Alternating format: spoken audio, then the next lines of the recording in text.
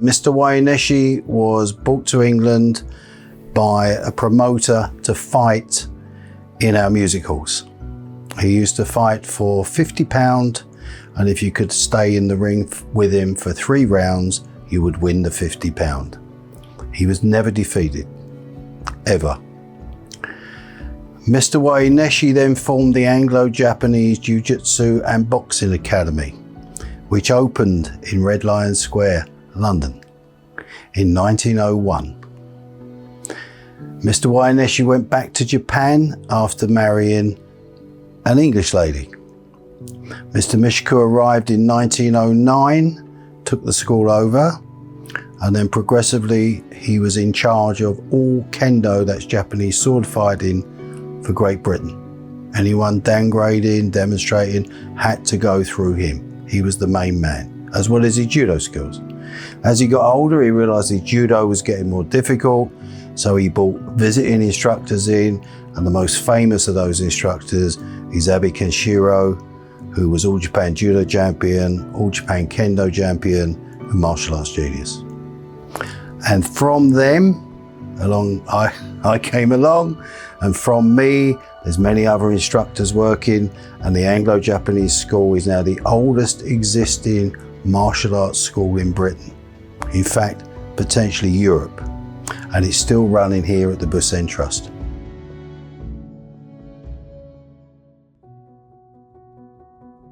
I got into martial arts at the age of 4.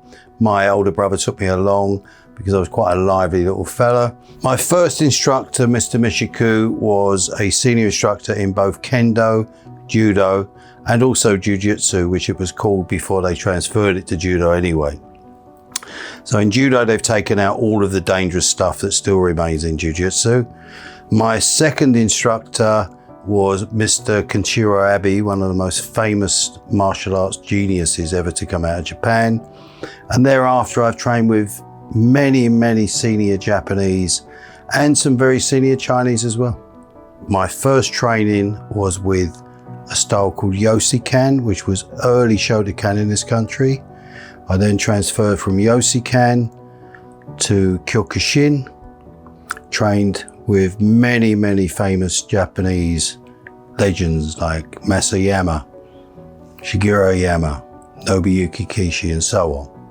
Working with the instructors I worked with as a youngster, and I worked with them through till I was in my sort of mid-teens, just the way they handled themselves, the expertise of their martial arts, but the way they handled themselves as people. They were very strong individuals, but very much gentlemen and kind. They still had the samurai spirit and way about them.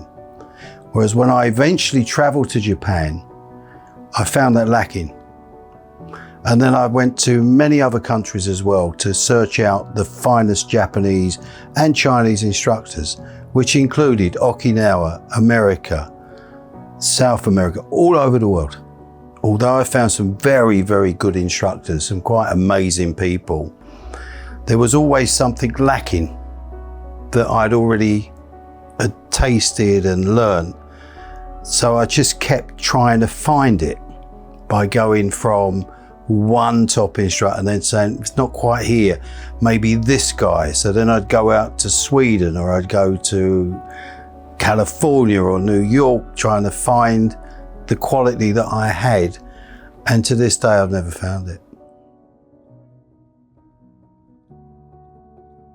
So if you're looking at how I've worked with the older Japanese and learnt certain ethics from them, and certainly many strong techniques, how does it come forward into the school I'm running now? Right. Many people go away and train, and the Japanese can be quite harsh. The Okinawans much less so. And they bring the wrong things back to this country. I've tried to install all the good things that I found in both my instructors here, my instructors in Japan, my instructors in Okinawa, and my instructors all around the world. I've tried to bring all the good, positive stuff back. And that's what makes our association an understanding association. I've worked with the association for the best part of 50 years. I've taught in all the top schools in the country, the top universities. I've helped the British teams. I've been involved in politics for the English karate governing body. I've done all I need to do. Yeah, I've got some quite strong and deep skill sets, but I still look at my two original teachers and don't quite make it yet.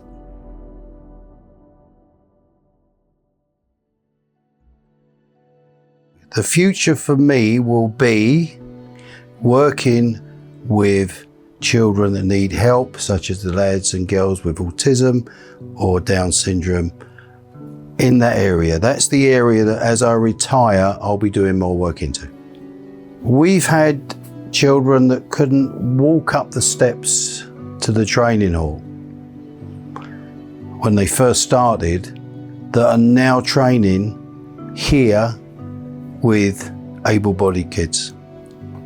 They've gone from not being able to walk to training in regular classes.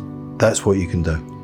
I'd rather now, you know, I've been national coach for the Sport Code team. I'd rather go and teach the kids with autism because it's challenging, but it's really great when you just, because they all want to be there and they can't get to that class quick enough. They love every minute of it. So I'm appreciated and I appreciate them. We have a few artifacts from the club. This is a Nichiren Shoshu Buddhist shrine. This belonged to my teacher, and upon his death it was left to me. This writing here was awarded to my teacher in 1933 by Jigoro Kano, the founder of modern judo. It's a massive honor. It reads Tan Do. Tan means to search, and Do means the way, to continue your studies, to never stop studying and investigating. This is a Daruma or Bodhihama, a gift to the dojo. If you have a very good year in business in Japan, you black one eye. Following year, if it's a good year, you black the other eye. And if you have a third good year, you black the middle eye. And you smack it on the head, spin it round 3 times and throw it away. And that's your good luck charm, a gift. A samurai helmet. This breastplate here is from Kendo, Japanese sword fighting, and this belonged to my sensei, Mr. Mishiku, and as you can see on the back it says Mishiku London. It's over 100 years old. This is my belt that's been awarded to me. So originally in the old schools in Japan, such as Butoku-kwai, you would go from black belt to red stripe, after red and white stripe, red belt.